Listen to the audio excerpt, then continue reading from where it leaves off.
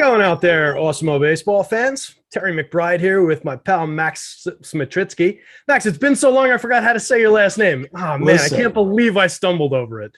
I had it down so cold when we were doing stuff together. It's been a while, man. How you been? It's been too long since we've been together on one of these shows. Terry, it's good to see you, man. It's good to talk baseball. Still grinding out here, always. NFTs, DFS, everything. Just got to make some money without actually having a boss. That's it, bud. Anything we can do without leaving our house, sometimes without putting pants on, whatever we can do to keep that going is good with me.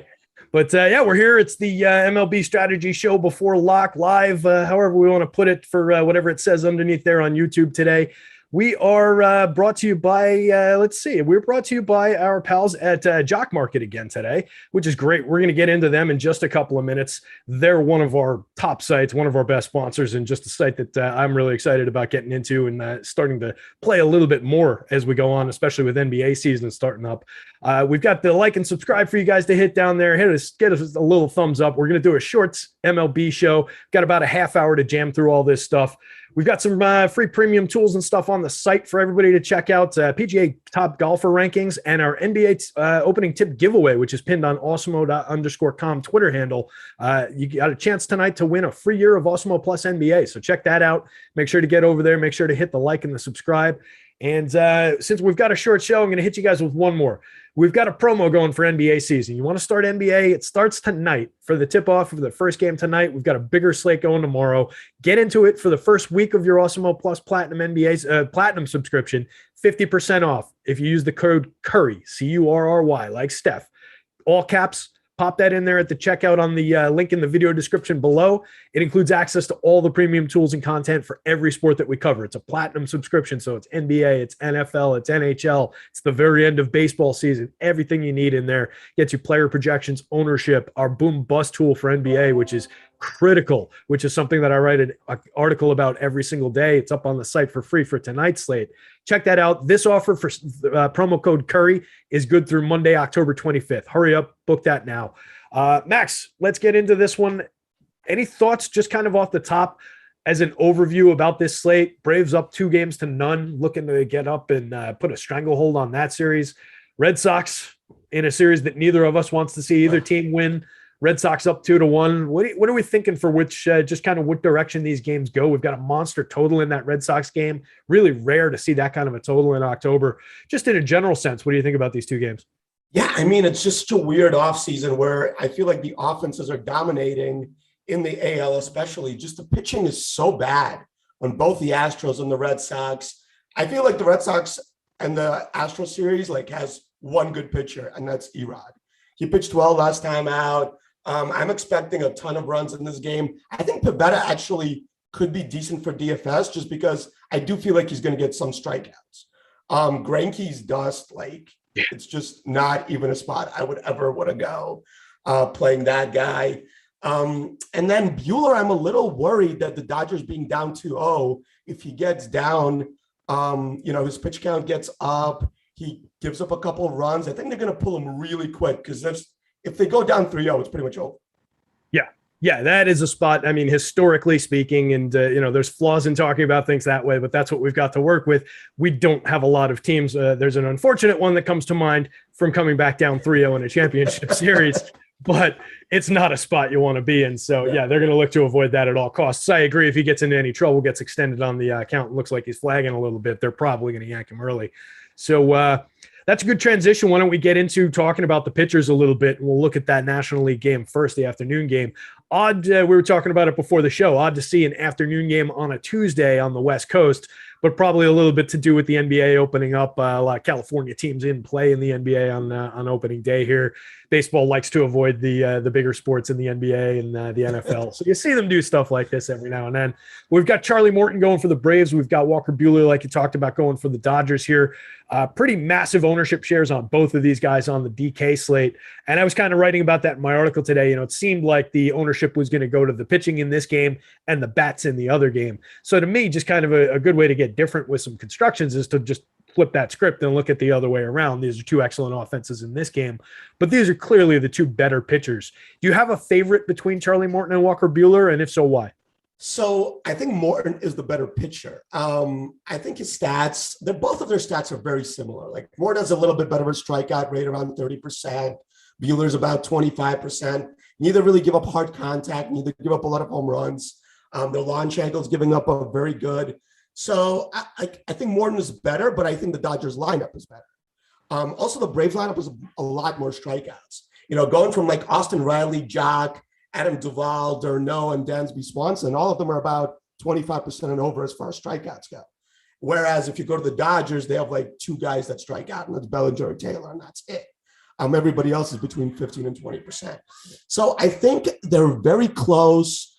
I do give a little bit of an edge to the Braves just because they do have that 2-0 lead, and I think they can conserve the bullpen a little bit more than the Dodgers can. Makes sense. And yeah, that's just taking a look at the strikeout rates against right-handed pitching. Just absolutely, you can see the differential there. Atlanta among the bottom of the league, 24.4% strikeout rate is a active roster against righties. And the Dodgers coming in among the top teams at 22.2%. Now you might think 2.2 percentage points. It's a pretty significant difference. And we've got a lot of free swingers in that Atlanta offense. As far as the strikeouts go, you're leaning more toward Morton in terms of the season long, what he's done with the season long strikeout rate, 28.6% over 185 and 2/3, as compared to Buehler, 26% over 207 and 2/3. Is that really the differential point for you? Is the strikeouts? Yeah, it's the strikeouts and the way the guys go about it. I think Buehler pitches way more to contact, where he just attacks the zone, tries to get deeper in games, which we really don't care about in the playoffs. Like, these pitchers are not going to go 8 innings. You know what I mean? Unless they're just pitching absolute gems. Playoffs, everybody gets pulled quickly. We know Roberts loves to pull his pitchers early anyway. So for me, it's just going and trying to lock in those strikeouts, which is why I actually don't mind Pivetta. He does have a 27% strikeout rate. Astros don't strike out much, but they've struck out more in the series than I expected them. Jordan's about 25% strikeout rate. And then Chas McCormick and Maldonado down there are both 30% strikeout rates. So I actually don't mind pivoting to Pivetta a little bit down there.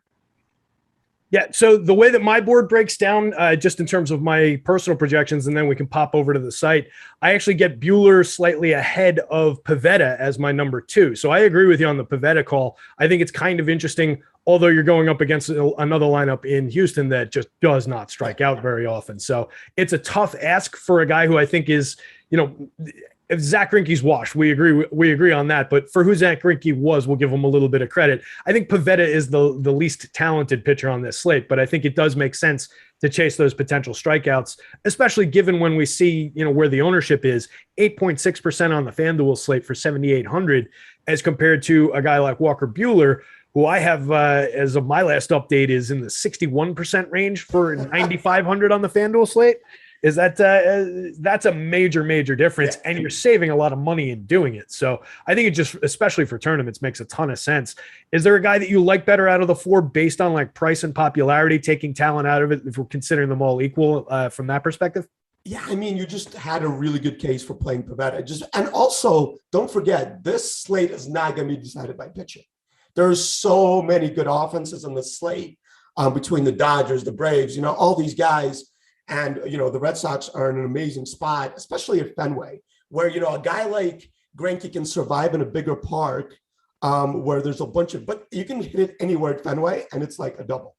So he's really going to struggle with a 17% strikeout rate, not getting the swings and misses. And I mean, Vegas is projecting the total to be like 10 runs in this game. So you're going to win by getting the bats in there and guaranteeing a little bit of points with the strikeouts. That's my strategy today. So is there a world where you're building a DraftKings lineup that has Pivetta and Greinke both in it, and neither of Buehler or Morton, or is it always going to be 1 and 1 or the 2 National League pitchers? It's always 1 and 1 for me. I don't see a way that Greinke gets like 10 points. Is that tough to say? I agree. And I think you're going to need like a little bit from, you're getting what, $1,400 in savings, but it's not like the batters are priced up that high. Like nobody's in the 6K range where you can't get them, So I think you can make good lineups by playing Pivetta. I wouldn't mind playing Greinke with one of the chalkier pitchers just to, make a really different lineup. I don't know. I wouldn't play both Pivetta and Greinke though. I think you're taking on too much risk.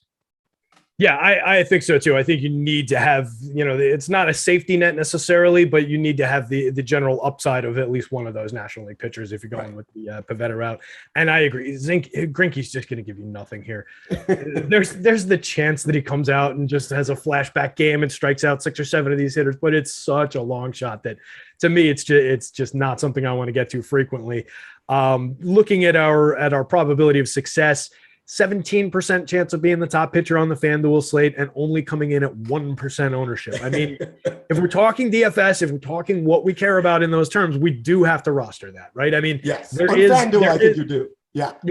On DraftKings, I think you can get away from it because he's going to be like 20% owned. There's just no way that he won't be with only 4 pitchers. Right. Yeah. So, and that's the spot where I think it makes sense. If you're going to go to some Greinke shares, if you're building 150 FanDuel lineups, I don't think you can ignore that. And you need a world where the National League game goes sideways and both those pitchers, they don't have to get lit up, but they have to at least allow, 4 or 5 runs each, not strike out enough hitters, get yanked early. And then Pivetta, just doesn't turn in the quality start with a handful of strikeouts. Because Greinke, I don't think there's a universe where Greinke is giving you 6 quality start type innings here. No, you just have to hope by attrition he's the only guy who survives. Yeah, I mean, you're just hoping there's a bunch of balls hit at people and he gives you outs. And maybe like a few strikeouts here and there. But I mean, there's also a world where, like you said, Buehler and Morton both get lit up. We're dealing with the best offenses possible here. So, and my dogs agree, obviously. So yeah, I mean, this enthusiastic. Like, stop talking about Red Sox and Astros if they're good, as if they're good. What are you doing? Yeah, I mean, I think that going with the Boston stack, especially on FanDuel, I think there's a way that you can fit Greinke. Not Greinke, but Pivetta with them, and then like try and take a few hitters from the National League game. I actually think the NL game on DraftKings is a good way to stack both pitchers because people hate like not getting the win for some reason, even though that really doesn't happen in the playoffs, where these guys go deep enough that they're going to guarantee you a win. Right. But I think that stacking both NL pitchers is going to be like under-owned, even though it shouldn't be. Yeah, I think that's actually a pretty good call. I mean, they're going to be massively owned anyway, but the idea of putting them together, hopefully you gain a little bit back of that. You claw back a little bit of advantage from the field by putting the 2 heaviest owned guys together, as illogical as that might seem. I do agree that that's a thing. Any love for anybody coming out of the bullpens in this one? Is there a long man that you got your eye on, a starter who's working out of the pen? Anybody like that in mind for the DK showdown slates for sure? Like in showdown slates, I would fade both Greinke and Pivetta. Because I think they're still going to be really owned in the 1-game slate. Sure. And you can try and get some long men out of the bullpen. You can try and get, the closers for whoever you think is going to be winning. I think that's a really solid strategy. Or just going with all the hitters. So yeah, in showdown, I think I still think Greinke's going to be like 40% owned in showdown, which is just crazy to think. But pitchers just get rostered so much in showdown.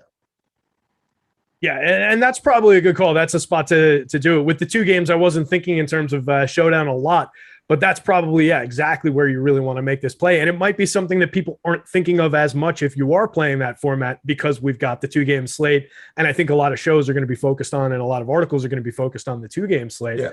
So just pulling up like the Red Sox bullpen, you get a little bit of rest on a few of these interesting pitchers. Garrett Whitlock threw 33 pitches on Saturday, but didn't pitch it all Sunday, didn't pitch it all Monday. Ottavino threw 18 pitches, similar story, didn't pitch Sunday or Monday. Martin Perez threw 12 pitches out of the bullpen last night, but no big deal there. Hansel Robles threw 9. Ryan Brazier and Josh Taylor haven't pitched since Friday. So there's a lot of fresh arms in that Boston bullpen. We can jump around real quick. We've got a little bit of time here. Taking a look over at the Houston side of things, they hit their bullpen pretty hard last night in terms of a lot of those guys, but they do have a fresh Presley, a fresh Kendall Graveman, and Christian Javier out there. So Christian Javier might be a guy who gives you multiple innings behind Greinke if you think about the profile of pitcher that he is. Presley also capable of giving you innings, but I think they'll want to save him for high leverage, given the usage on Yimi Garcia and Blake Taylor last night. Is that how you're seeing them? Yeah, absolutely. I think Javier is the play. He's 7K on DraftKings, but he definitely has really good strikeout upside. Even if he only goes 2 or 3 innings, If I'm assuming Greinke's getting smashed at this point. So if you can even like go crazy and put him in with the Red Sox, right? Because if they score a bunch of runs against Greinke and Javier comes in and shuts them down for a couple innings, you're getting a really under-owned team. This is like a really 150 lineup build in the $5 or whatever. But just a way to think through these games is, trying to get super different that way. Yeah, and especially in those limited formats where you've only got a couple games to work with or just the one game to work with, you want to be doing some different things. With that in mind, are you thinking about rostering hitters against a pitcher? How many would you allow in a tournament format if you're building 150 lineups? What would your max hitters against your pitchers be? 2? I really don't. I mean, I don't think it's a good strategy because it's not optimal. Like, it's never going to be optimal to roster hitters against your pitcher, but you're assuming the pitcher's out of the game and the hitter goes nuts or something. You know what I mean? Yeah. Or you're just assuming everybody else gets blown out. So yeah, I mean, there's a world where it can happen, but like, let's just differentiate in what we're talking about. We're talking about 150 max builds where obviously in the 3 max, if you're playing cash for whatever reason, you're not going to be doing these builds. You're just going to be trying to get the best projections in there. But in 150 max builds, for sure, you can roster 1 or 2 guys against the pitcher you're starting. Yeah, but to your point, thinking about it in terms of being differentiated, but still trying to keep an optimal approach, I do like to do it the other way. Like what you were saying is take the bullpen guy, take the stack that's going against the guy in front of him and try and play it that way. Hope that you hit the right guy. So moving on, we've got to jam through some bats here in the next 10 minutes or so. But I want to talk real quick about Jock Market. Everybody's heard about it by this point. If you're watching any of our shows, we talk about them all the time because it's an exciting site. It's a fun new way to play DFS. They're turning fantasy sports into a stock exchange. So you can make money every minute, second, and hour of the night during a contest or the day during a contest. What you do is you buy and sell shares of players in real time for real money. So it's essentially like a stock market. They have markets for NFL, MLB, NHL, NBA, PGA, basically all the major sports, anything you could think of. Use the pregame IPO. You pick up shares of your favorite players. You buy them, you sell them, you hold them during the game. If you can flip cartoon JPEGs for profit on the Ethereum network, you can certainly handle flipping these players and buying and trading shares on Jock Market. So get in there, guys. We've got an exclusive promo code going. You get you a $50 bonus on your first deposit. It's promo code Awesemo, spelled just like the site, all caps, Awesemo. They're also giving you a Jock Market on top of the $50 bonus on your first deposit that you get with our promo code. They're giving you a first market guarantee. If a new user doesn't profit their first NFL cash market, they're refunded up to $100. That is pretty sweet when you combine those two things. So check it out. Jock Market IPO projections on our site are free, so you can check that out, gain a little bit of more advantage over the site. So we're giving you free money. We're giving you free projections. Go check out Jock Market. Download them from the various app stores. Check them out. Jock Market, JOCKMKT, promo code Awesemo. Max, let's talk bats. What are we thinking in terms of which one of these stacks do you like the most? And we'll talk about them kind of in order of your preference of where you want to go with these stacks rather than doing the games again. Yeah, so the Red Sox are probably the best stack, but they're also going to be the way overwhelmingly chalky. So yeah, I mean, they project really well. They're just on fire right now. I don't know if they're going to hit another grand slam, but yeah, I mean, they're the best stack. I think my favorite stack for the underlong are the Braves, just because they do have so much power throughout their lineup. So they really can get to anybody. Like when you're going from Freddie Freeman down to Dansby Swanson, they have double-digit barrels for everybody except for Darnell. And that's what you want to see. I mean, the Dodgers aren't giving up a ton of barrels, like 7% barrels for Buehler, but there's definitely a world where they get to Buehler and get into the bullpen and just go nuts. So yeah, I like them more because I like the power of their lineup. I think the Dodgers are better lineup as a whole, where they don't strike out, they get on base, and they string a bunch of hits together. But if you're looking for home runs, which you're looking for in DFS, for me, it's the Red Sox and the Braves. Yeah, I like those calls. We were joking about it before the show, but I really think it's true. Literally every Yankee fan I know is rooting for the Braves here to take this series. Nobody wants to see the high-priced Dodgers do it, although we've historically pretty much owned the Dodgers all right. But right. yeah, it just it's the Braves because nobody wants either American League team to get there. But looking at this Braves lineup, yeah, 206 average ISO for the starting lineup, pretty solid for power. You love going to these guys. You've got the average home run count. The only guy with a limited amount of home runs is Travis d'Arnaud because he only saw 229 plate appearances. He had 7 out, but the average home run total is 25 for this starting lineup. So that's just ridiculous power. So you got to go there. The Dodgers on the other side of that one, it's an all-star team of lineups. What I like about them is the back end of that lineup is pretty inexpensive, and they've got interesting multi-position eligibility on the FanDuel slate in particular, where you can just move them around to basically every open position. So you can just roster these guys in a lot of different ways, and they're not that expensive. To your point earlier, both sites have kind of just priced everybody down. It's kind of a free-for-all play whoever you want situation. So I think you can get to different combinations of hitters based on that, based on the flexibility of position across these teams, and just start making, try and make unique combinations, try and do some offbeat things, leave maybe a bigger gap between hitters than you might necessarily do or than the people's optimizers might be doing. Talking about the Astros lineup, it's a lineup that when they've been under-owned through the season, we've all been excited about getting to. Everybody's going to be popular on this slate. We talked about the upside of Pivetta, but there's also a downside of Pivetta. 9.8% walk rate on the season, a 4.28 xFIP, a 1.30 WHIP, only a 27.1% CSW, gives up a 40.1% hard hit rate. The Astros are a spectacular team as well, significant contact numbers. Their strikeout rates are excellent. They put everything in play. They've got a good amount of hard hit percentage in here. Are you getting to Astros stacks, and which of these hitters are you more focused on within the Astros stack?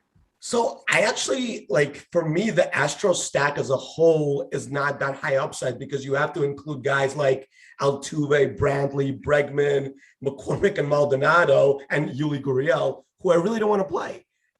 There's so many slugging home run hitters on the slate. And then you're giving me Altuve, Bregman, and Yuli all have slugging of 400 or less. And you kind of have to stack them if you're going to make a 5-man stack. So I really like Astros mini stacks where I can play Jordan, Carlos Correa, and Kyle Tucker, and that's their 3 big power threats. So I like stacking the Astros as a mini stack with a different stack with a different 5-man stack. I mean, I know Altuve, Brantley, and Bregman are always owned, but they just don't hit for power. Altuve's hard hit rate is 34%. That's d'Arnaud numbers, and I'm paying $5K for that. And he doesn't really steal bases as much as he used to either. He doesn't run as much. But Jordan Alvarez and Kyle Tucker are my favorite hitters on the slate, basically. Okay. Yeah, and that's a great point about Altuve. He's still only a 13.4% strikeout rate, but he was only a 278, 350, 489 hitter this season. 211 ISO, hit 31 home runs. So you do like to see that out of Altuve. He does have the pop there, but he was running a lot less. It's kind of interesting. Brantley and Gurriel, particularly Gurriel, I've talked about him all season. He is a little bit under-owned on this slate. Won the batting title. He's a guy who's going to put the ball in play, creates runs. So I do like getting to that if you're stacking these guys. And then I do think McCormick is maybe a little underrated for his pop, 48.7% hard hit, 10.2% barrels. I'll take that, but he's the only guy in this lineup that strikes out at a significant rate. If we're ruling out Martin Maldonado, because why would we be playing him?